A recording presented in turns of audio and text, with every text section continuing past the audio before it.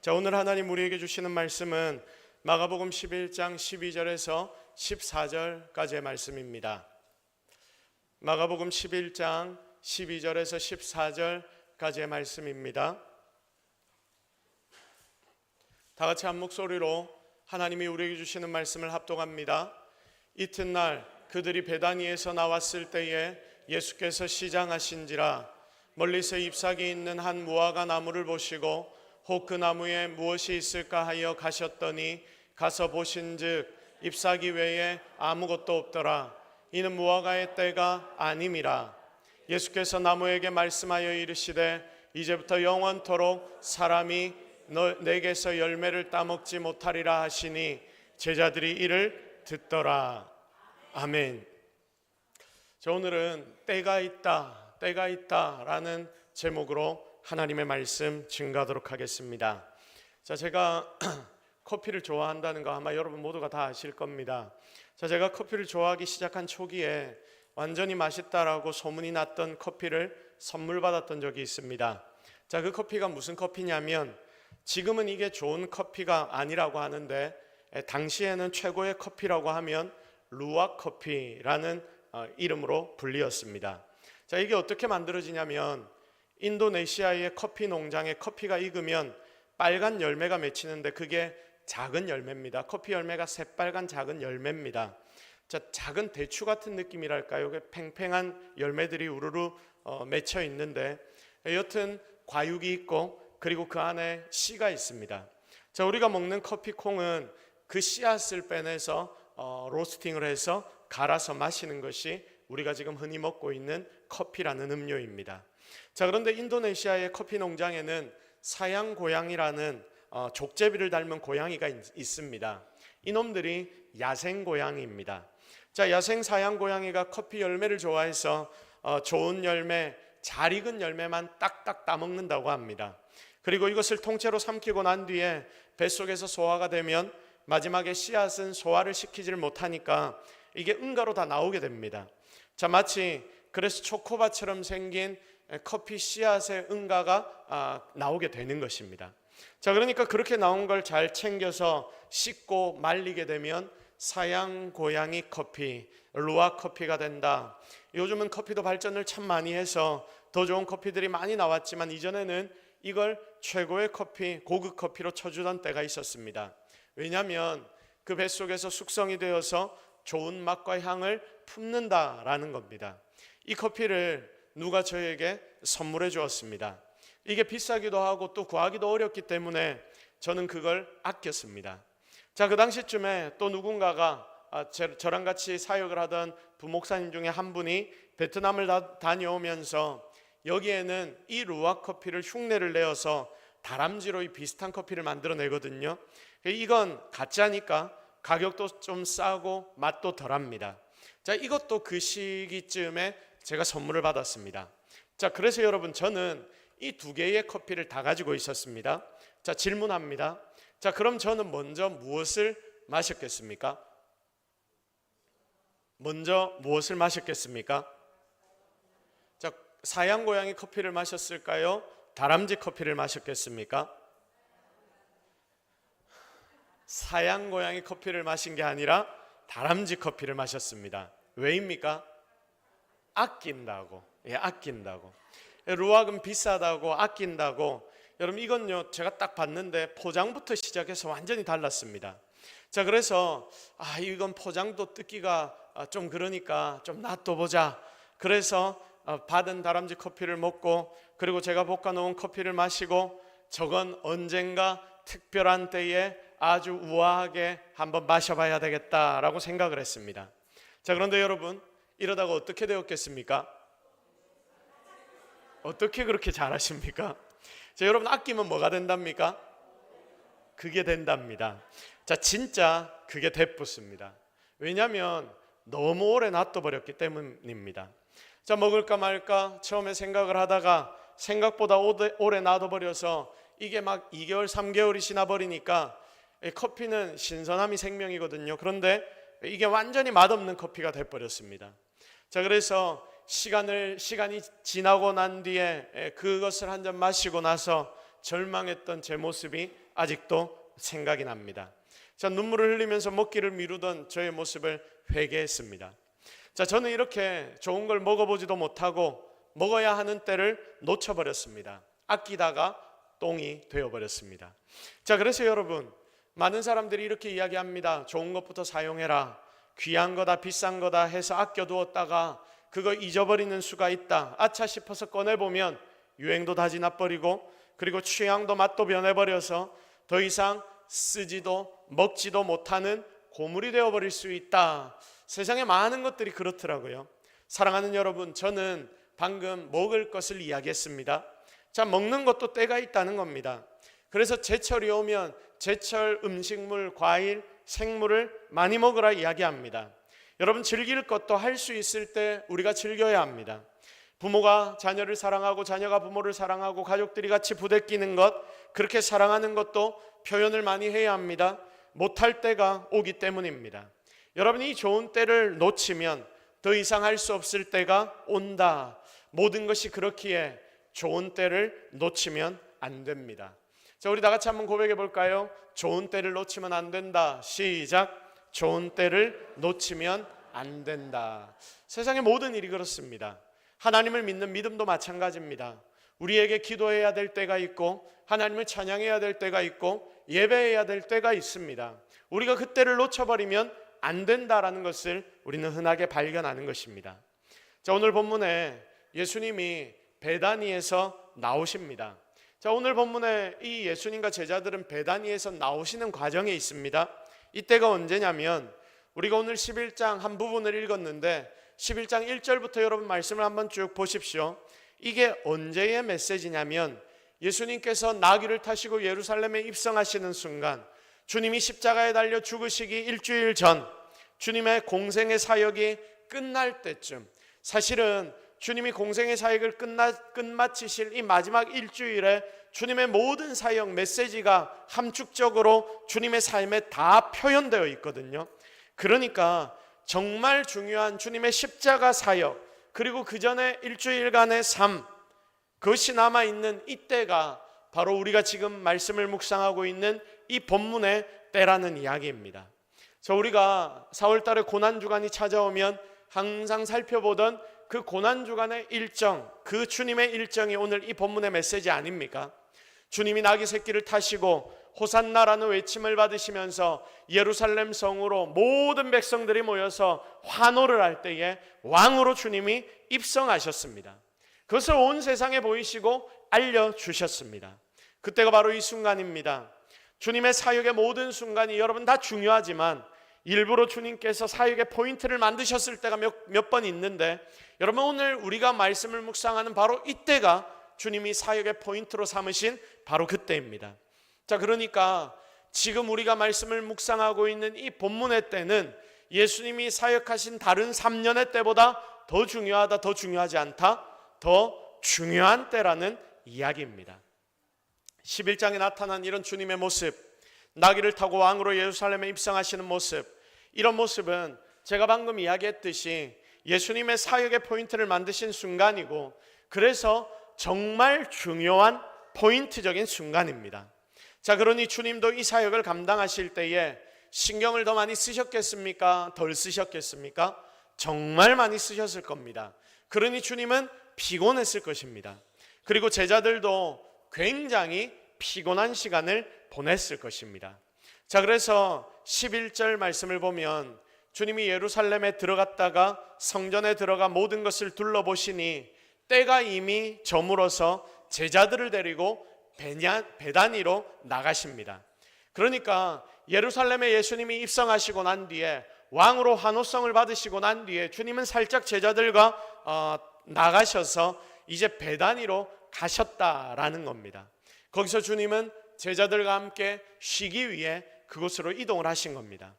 예루살렘 성전에 입성하시던 예수님의 모습이 이 11장 전반부에 등장합니다. 그리고 이 입성 사역을 마치신 뒤에 베다니에 가서 밤에 쉬시고 이제 계속된 주님의 이 사역을 감당하시기 위해서 다시 베다니에서 나와서 예루살렘으로 들어가시는데, 여러분 오늘 우리가 읽었던 이 본문의 메시지, 여러분이 읽었던 바로 이 나무와의 예수님과의 관계의 모습, 이 순간, 이 사건이 일어난 때가 언제냐면 베다니에서 나와서 아침에 일찍 예수님께서 예루살렘으로 들어가시는 순간에 일어난 일이 오늘 본문의 일입니다. 자, 이제는 여러분 머릿속에 좀 그림이 그려지시죠? 순서상으로 보기만 해도 이게 굉장히 중요한 순간입니다. 주님이 마지막 사역의 순간에 스포트라이트를 딱 받으시면서 온 세상의 왕이 나다, 이걸 세상 전부에게 보이고 난 뒤, 그리고 그 스포트라이트를 가지고 그대로 베다니로 나가 쉬셨다가 그걸 가지고 다시 예루살렘으로 들어가시는 도중에 이 주님이 받으신 스포트라이트를 한 나무에게 때려 부으시는데, 여러분 그 나무가 뭐냐면 무화과 나무입니다. 여기에서 주님은 제자들과 지금 말씀을 묵상하는 우리에게 이 무화과 나무를 통하여 강력하게 메시지를 전달하고 계십니다. 자, 주님이 베다니에서 나오실 때 12절 말씀을 보니까 배가 고프셨던 듯합니다. 자, 이튿날 그들이 베다니에서 나왔을 때에 예수께서 어떻게 하신지라? 시장하신지라. 배가 고프셨다. 예수님이 배가 고프셨습니다. 자, 배가 고프니까 먹을 걸 찾아야 하지 않습니까? 멀리 보니까 저기에 무화과 나무가 있는 겁니다. 무화과 나무에는 뭐가 달려 있습니까? 무화과가 달려 있죠. 무화과가 달려 있습니다. 자, 겉으로 보기에는 잎이 무성하고 잘 자라 있어서 그럴듯한 무화과 나무입니다. 그런데 여러분, 무화과 나무가 왜 무화과 나무일까요? 왜 무화과 나무일까요? 없을 무, 꽃, 화. 자, 그래서 무화과 나무는 뭐가 없습니까? 꽃이 없습니다. 자, 그러니까 없을 무, 꽃, 화, 과실과. 자, 꽃이 없이도 열매를 맺는다라고 해서 무화과입니다. 자, 그러니까 꽃이 없는 나무, 열매가 있는데 보통은 다 꽃 피고 난 뒤에 그 자리에 열매가 딱 생기지 않습니까? 교회에 무화과 나무가 두어 그루가 있습니다. 지금 여기에 보는 게 제가 방금 조금 전에 나가서 찍은 우리 교회 무화과 나무 사진입니다. 자, 이게 무화과 나무입니다. 한 장 더 사진을 보여주시면 거기 우리 교회 작은 열매가 저 중간에 맺혀 있는 게 보이죠? 열매가 맺힌 것이 무화과 나무의 특징입니다. 자, 그래서 이 무화과는 꽃 없이 바로 열매가 생겨서 꽃 없는 열매, 무화과 나무라고 불리는 것입니다. 자, 멀리서 주님이 이 무화과 나무를 보십니다. 자, 그런데 저 정도 잎이 무성하면 열매도 좀 있겠다라고 생각을 하셨습니다. 자, 그런데 13절 예수님이 가보시니까 먹을 게 있다 없다? 먹을 게 있습니까 없습니까? 없습니다. 자, 꽃도 없는 놈이 열매조차 없다, 잎만 무성하다, 전문용어로 뭐라고 이야기합니까? 인건비가 하나도 안 나온다. 여러분 이렇게 이야기를 하죠. 자, 주님은 오늘 이 상황에서, 이 상황을 통해서 우리에게 한 가지를 알려주십니다. 때가 있다, 때가 있다. 그걸 가르쳐 주기를 원하셨던 것 같습니다. 자, 모든 것에는 때가 있듯이 분명히 니들이 알고 기억해야 하는 게 있는데 그것은 우리 인생 가운데서도 때가 있다. 오늘 우리는 그 때를 깊이 묵상해야 합니다. 자, 먼저 첫 번째로 우리가 기억해야 될 것이 무엇이냐면 예수님이 분명히 오시는 때가 있다. 예수님이 분명히 오시는데 오시는 때가 있다라는 이야기입니다. 오시는 건 우리가 당연히 알고요. 그런데 주님이 오시는 뭐가 있다? 때가 있다. 이걸 주님이 우리에게 가르쳐 주십니다. 자, 우리 함께 고백해 봅시다. 예수님 분명히 오시는 때가 있다. 시작. 자, 예수님이 오시는 때가 있다 없다? 있다라고 말씀하십니다. 자, 우리 13절 말씀을 다시 한번 같이 읽습니다. 시작.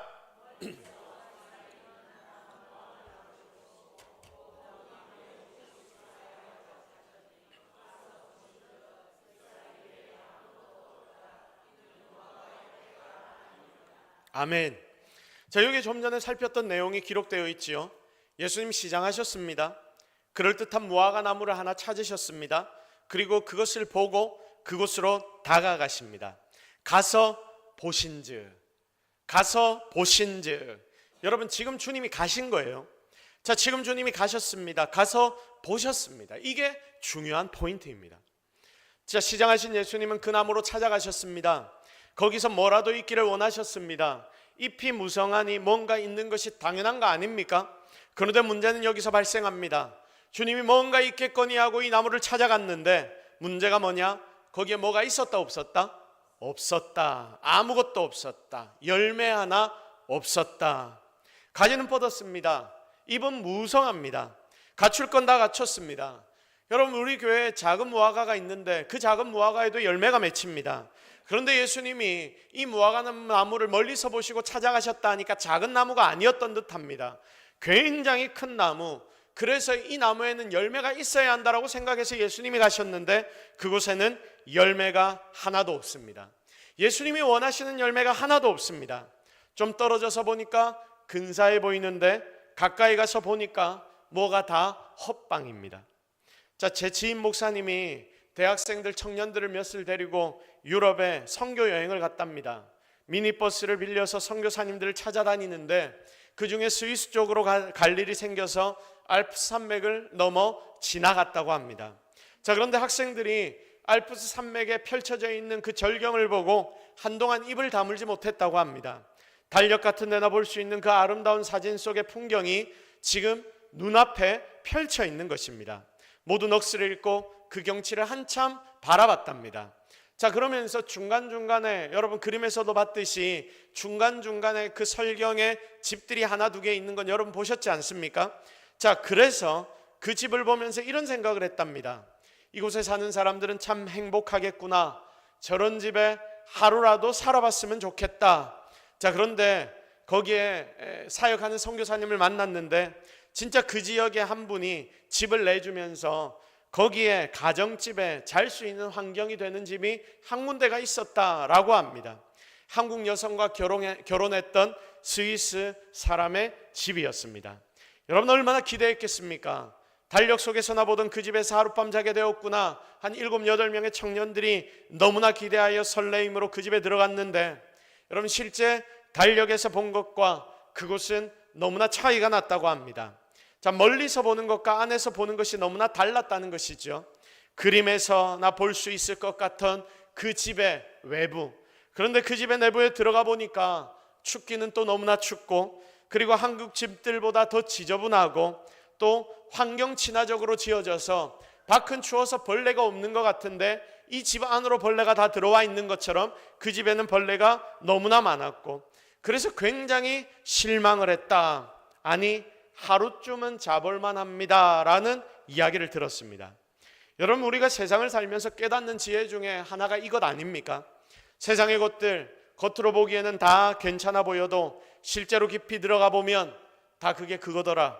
사람들이 아무리 겉으로 보기에 대단한 사람이라 해도 가까이 가서 함께 대해보면 그 사람도 여전히 모자란 부분이 있고 잘못된 부분이 있고 그리고 문제들이 있고 어려움이 있더라.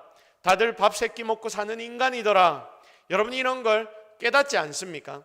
다 비슷한 인생들, 그래서 속은 문드러지면서도 겉으로는 그럴듯하게 다니는 사람들이 너무나 많은 것이 지금 이 땅의 모습입니다. 자, 그런데 문제가 뭐냐면 예수님조차도 나를 보시면서 오늘 무화과 나무를 보시듯이 나를 판단한다면 여러분, 그러면 어떻게 됩니까? 나는 망하는 것 아닙니까? 큰일 납니다. 내가 죽을 병이 걸려서 망하는 것이 아니고 내가 돈이 없어서 망하는 것이 아니고 주님께 바로 이런 판단을 받을 때에 우리는 망하게 되는 것입니다. 멀리서 보는 것과 가까이서 보는 것이 다를 수 있습니다. 그게 어쩔 수 없는 죄된 본성을 가진 우리 인생들의 모습이기 때문입니다. 그런데 여러분, 주님이 저와 여러분을 가까이서 보기 위해 분명히 오십니다.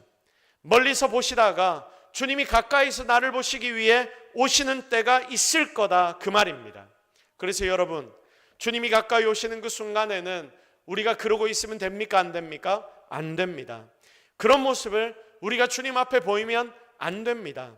이게 가장 지혜로운 인생들의 모습입니다. 지금 본문의 무화과를 향해 주님이 가까이 가서 보셨는데 분명히 우리에게도 무화과를 보러 가신 예수님이 보러 오실 겁니다. 오셔서 저와 여러분을 보실 것입니다. 우리를 주시하실 것입니다. 우리의 삶을 바라보실 것입니다. 우리의 중심의 믿음을 바라보실 것입니다. 그러면 여러분, 어쩌면 저도 여러분도 겉으로 보기에는 무성한 가지와 잎을 가지고 있지만 그 안에는 어떤 열매도 없을 수 있는데, 여러분, 이러면 우리 인생 정말 하나도 가치 없는 인생이 되어버릴 수 있다, 그 말입니다. 예수님이 이 땅에 오실 때에 모든 것은 분명히 드러나게 됩니다. 내가 무성한 가지만 가지고 있는지 아니면 그 안에 열매가 있는지 분명히 드러나게 될 것입니다. 그래서 예수님 내게 오시기 전에 우리는 우리 자신을 날마다 결단해야 합니다. 나 자신의 삶을 날마다 바꾸어야 합니다. 하나님의 말씀을 따라 살기 위해 최선을 다해 노력해야 합니다. 진짜 주님께 뭔가 보여드릴 열매, 그것들을 보여드리기 위해 살아가는 현재 여러분의 삶, 저의 삶이 되어야 하는 것입니다. 주님이 정말 와서 우리에게 찾아와 보셨는데 아무것도 없다면 나는 아무 소용없는 인생이 될 수 있기 때문입니다. 그러므로 사랑하는 성도 여러분, 예수님이 보러 오실 때에 내게 주님께 드릴 거 있어야 한다는 그 중심을 가지고 오늘도 내일도 살아가는 성도들이 되시기를 바랍니다. 실제로 하나님의 말씀을 따라 살아서 여러분의 삶에 주 앞에 보여드릴 열매 있는 인생들이 되기를 기대합니다. 이것이 주님 앞에 부끄럽지 않은 모습으로 설 수 있는 방법이기 때문에 진짜 주님이 오실 때를 대비해서 열매 맺기 위해 발버둥치고 노력하는 저와 여러분이 되기를 예수 그리스도의 이름으로 축복합니다. 두 번째로 우리가 기억해야 되는 것이 뭐냐면 그 주님이 오실 때가 있는데 그때는 누가 정하신다? 주님이 정하신다. 여러분 이것을 기억하시기를 바랍니다. 자, 우리 다 같이 고백해 봅시다. 그때는 주님이 정하신다. 시작. 자, 그때는 누가 정하신다고요? 내가 정합니까? 아닙니다. 주님이 정하십니다. 자, 오늘 읽었던 본문 13절 말씀을 함께 봅시다. 13절 마지막 13절 본문을 우리 다시 한번 같이 읽어보도록 하겠습니다. 13절 본문 한번 띄워주시고 다 같이 13절 본문 함께 합독합니다. 시작.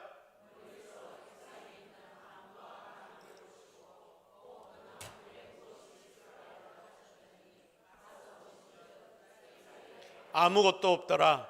이는 무화과의 때가 아님이라. 아멘. 자, 오늘 본문 13절의 마지막 부분을 보십시오. 뭐라고 기록이 되어 있습니까? 이는 무화과의 때가 아님이라. 자, 이는 무화과의 때가 아님이라. 자, 그러니까 이게 무슨 말입니까? 지금 무화과가 열매 맺을 때다 아니다? 방금 읽었잖아요. 예. 자, 그러면 지금 무화과의 열매 맺을 때란 말입니까? 열매 맺을 때가 아니란 말입니까? 열매 맺을 때가 아니란 말입니다. 무화과 열매. 지금은 무화과의 열매가 맺을 때가 아니고, 그러니 무화과의 열매가 안 맺는 것은 당연한 일입니까? 당연하지 않은 일입니까? 당연한 일입니다. 자, 그런데 열매 안 맺을 그때에 예수님께서 무화과에 찾아가셔서 뭐라고 말씀하십니까? 이거 열매도 없냐? 라고 화를 내십니다. 자, 한겨울에 우리가 두리안 내놔라 막 이렇게 이야기를 하는 거예요. 억지를 부리고 있는 것입니다. 자, 그러니까 예수님이 지금 하시는 이 행동 자체가 우리가 그냥 인간적인 눈으로 봤을 때 이게 억지라는 것, 억지처럼 보인다. 우리 이렇게 판단을 할 수 있습니다.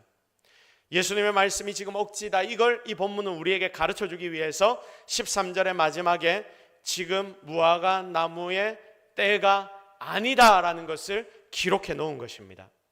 여러분, 그럼 너무 이상하지 않습니까? 너무 이상하지 않습니까? 주님이 무화과 열매 맺는 시기를 모르셨을까요?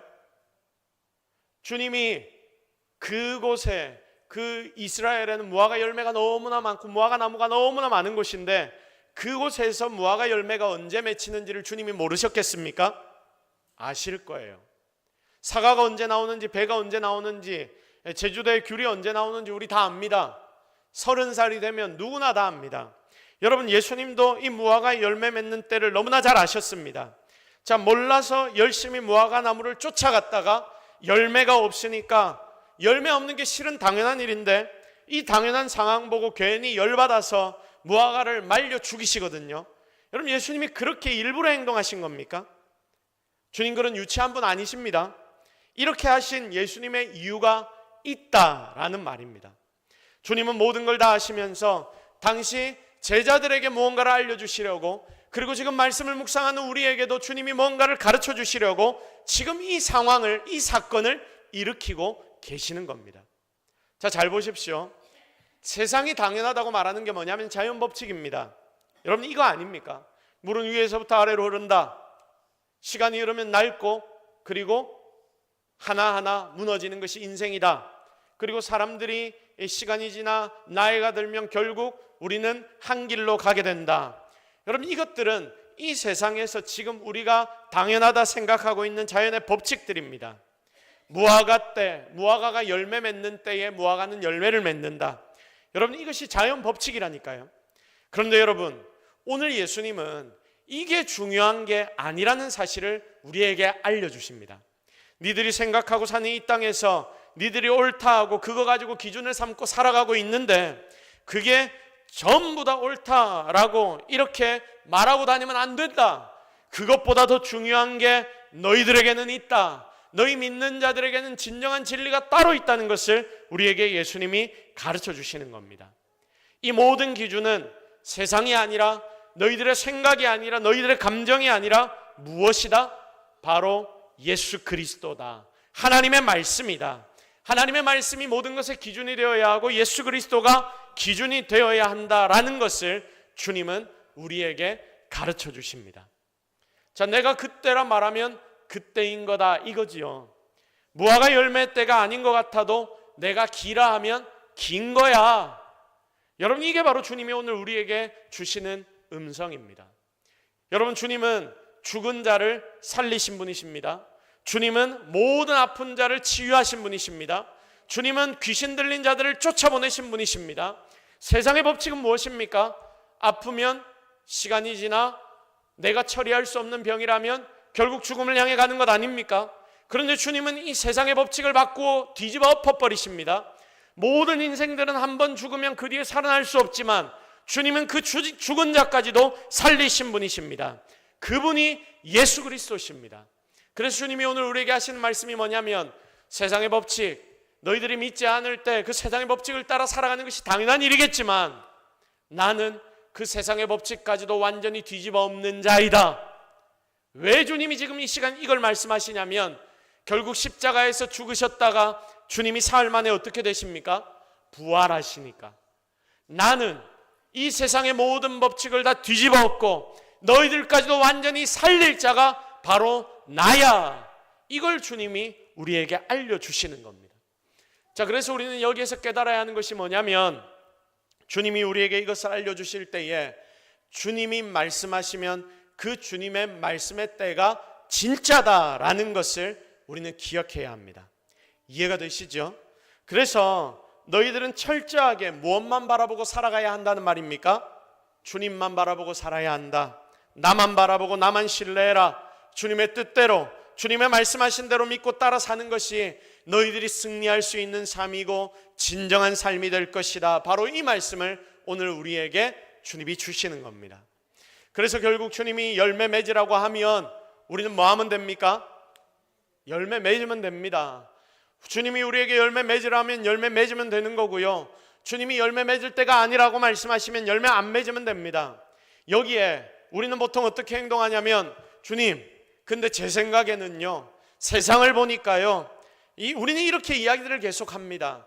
그러나 하나님 오늘 우리에게 말씀하십니다. 그것보다 더 높고 위대한 뜻이 바로 하나님의 뜻이야. 내가 하면 되는 거야. 자, 그래서 오늘 여러분의 중심에 주를 향한 이 믿음, 모든 때를 관장하시는 분도 바로 하나님이시라는 그 믿음이 정확하게 세워지기를 주님의 이름으로 축복합니다. 자, 그러면서 예수님이 때를 정하시고 모든 것을 결정하십니다. 왜냐하면 주님은 만왕의 왕이시기 때문에, 만유의 주이시기 때문입니다. 자, 오늘 무화과 나무는 20절 말씀을 보니까 뿌리째 말라버렸습니다. 나중에 주님이 이렇게 저주를 하고 떠나시니까 이 무화과 나무는 뿌리째 말라버렸습니다. 말도 안 되는 기적이 일어납니다. 그런데 어쩌면 무화과 나무의 입장에서는 억울할 겁니다. 여러분 같으면 안 억울하겠습니까? 열매 맺을 때도 아닌데 괜히 주님이 트집 잡아서 말려 죽이시네. 그러나 사랑하는 여러분, 오늘은 이 생각을 우리가 좀 내려놓기를 바랍니다. 하나님 우리에게 말씀하십니다. 내가 때를 정해, 내가 그것을 결정해. 일을 계획하는 자도 나고 이를 실행하는 자도 나야. 바로 이 하나님의 음성을 우리는 꼭 기억해야 합니다. 자, 그러면 이 사실을 깨달은 우리는 무엇해야 합니까? 주님, 지금은 무화과철이 아닙니다. 이러실 때가 아닙니다. 이렇게 말하는 것이 아니라 주님의 뜻과 나의 뜻, 주님의 때와 나의 때가 맞추어져서 나의 삶의 방향을 바로잡아가면 되는 것입니다. 그러면 거기에서 우리는 풍성한 은혜와 기적 그리고 복을 체험할 수 있게 되는 것입니다. 보십시오. 요한복음 15장 5절에서 주님이 말씀하십니다. 우리 다 같이 고백합니다. 시작. 나는 포도나무요 너희는 가지니 그가 내 안에 내가 그 안에 거하면 사람이 열매를 많이 맺나니 나를 떠나서는 너희가 아무것도 할 수 없음이라. 아멘. 자, 바로 이 말씀이 오늘 주님이 여러분을 향하여 전하는 메시지입니다. 내 판단, 세상 판단을 넘어서서 하나님이 때를 정하시는 분임을 기억하고 그리고 그분만을 믿고 그분만을 의지하는 삶을 살아라. 그리하여 주님과 내가 하나 되어 주님의 뜻을 위하여 세상을 살아가는 자들 때 우리는 그때 승리하게 된다. 자, 오직 주님만을 의지하고 기대하며 정말 이렇게 성도의 삶을 제대로 살아내는 저와 여러분이 되기를 주님의 이름으로 축복합니다. 이제 말씀을 정리하겠습니다. 주님이 강하고 급하게 오시는 때, 주님이 움직이시는 때가 분명히 있습니다. 우리는 그때를 정말 잘 기다려야 합니다. 미리 그리고 준비해야 합니다. 또 그때는 우리가 정하는 것이 아니고 하나님이 정하신다고 했습니다. 그러므로 토달지 말고 하나님 때에 정확하고 민감하게 반응할 줄 아는 지혜를 가지시기를 바랍니다. 그게 우리의 주인 되신 하나님 앞에 우리가 바로 서는 모습이기 때문입니다. 또 이런 주님의 때를 우리 주변의 모든 이들에게도 전하기를 바랍니다. 그들이 이런 걸 몰라서 지금 아닙니다, 이거 정해진 때는 이때입니다, 이렇게 모르고 행동했다가 무화과 나무처럼 그렇게 되면 안 되는 거 아닙니까? 그래서 우리에게 기회가 주어질 때, 우리에게 때가 주어질 때에 우리 주님의 사랑을 내 사랑하는 주변의 VIP들에게 그리고 내 주변에 있는 이웃들에게 전하여서 진짜 하나님이 주시는 모든 복을 누리는 저와 여러분이 되기를 예수 그리스도의 이름으로 축복합니다. 우리 시간 말씀 붙잡고 한번 기도하겠습니다. 하나님, 오늘 우리가 하나님의 말씀을 통해서 그리스도를 발견합니다. 주님께서 우리에게 주시는 말씀이 분명히 때가 있다, 내가 일하는 때가 있을 거다. 그래서 우리의 삶에 힘들고 어렵다 하더라도 그것 때문에 넘어지거나 쓰러지지 말고 끝까지 버텨내야 합니다. 그리고 그때는 주님이 정한다 하십니다. 그러니 주님께 다 맡겨야 되겠죠. 하나님, 우리에게 그때를 허락하여 주옵소서. 속히 하나님의 때를 허락하여 주시고 그때가 왔을 때 우리가 기도로 잘 준비하고 하나님께 드릴 열매들을 잘 만들어 놓는 자 되게 하여 주옵소서. 주님이 또한 복의 때를 주실 때 그 복을 받아 누릴 수 있는 자가 되게 하여 주옵소서. 그리고 나의 주변에 우리가 지금 전도하기 위해 준비하고 있는데 나의 주변의 VIP들에게도 이 때를 전해줄 수 있는, 이 때를 주시는 주님을 전해줄 수 있는 자들이 되게 하여 주옵소서. 우리 두 가지의 제목을 놓고 주여 한번 외쳐 함께 간절하게 결단하며 기도하며 나아갑니다. 주여. 하나님, 오늘 우리가 하나님 앞에 나왔습니다. 주님은 우리에게 말씀하십니다. 때가 있다, 때가 있다. 그때를 기다리는 자들이 하나님 우리 모든 성도들이 되게 하여 주옵소서. 그리하여 이 때가 올 것을 기대하며 하나님 앞에 올려드릴 것들을 준비하는 자들 되게 하여 주옵소서. 이 시간 하나님 말씀하셨사오니 이 자리에 엎드려 때를 준비하는 모든 자들에게 하나님 은혜를 다하시고 능력을 다하시고 새 일들을 허락하여 주옵소서. 하나님, 우리가 그때를 준비하며 하나님의 이름을, 예수 그리스도의 이름을 온 세상에 믿지 않는 자들에게 전하기를 원합니다. 하나님, 오늘 이 자리에 엎드려 기도하는 모든 성도들이 VIP를 정하여 함께 전도하기를 원하오니 전도하는 모든 자들에게 예수 그리스도의 이름을 증거하여 주시고 주님이 직접 그 이름을 전하여 주옵소서.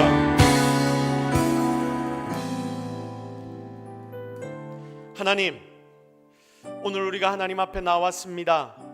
하나님의 은혜를 기대합니다. 간구합니다. 바랍니다. 하나님 우리에게 때를 주신다 하셨는데 그 때를 정말 잘 준비하는 자들이 되게 하여 주옵소서. 하나님 앞에 드릴 열매 우리가 잘 준비해 놓게 하시고, 또한 하나님이 일하실 때도 우리에게 분명히 주어질 터인데 그 때를 기대하며 기도로 잘 쌓아놓는 우리의 삶이 되게 하여 주옵소서. 그렇게 하나님이 일하시는 것을 바라보는 우리가 되게 하시고, 또한 우리가 지금 준비하고 있는 VIP 전도 축제를 위해서도 기도합니다. 그들에게도 하나님의 때를 기대할 수 있는 믿음을 허락하여 주시사 우리가 복음을 전하고 전도할 때에 그들의 인생이 뒤집어 엎어지는 은혜가 나타나게 하여 주옵소서. 모든 것 다 하나님의 은혜인 줄로 믿사옵고 예수 그리스도의 이름으로 기도드립니다. 아멘.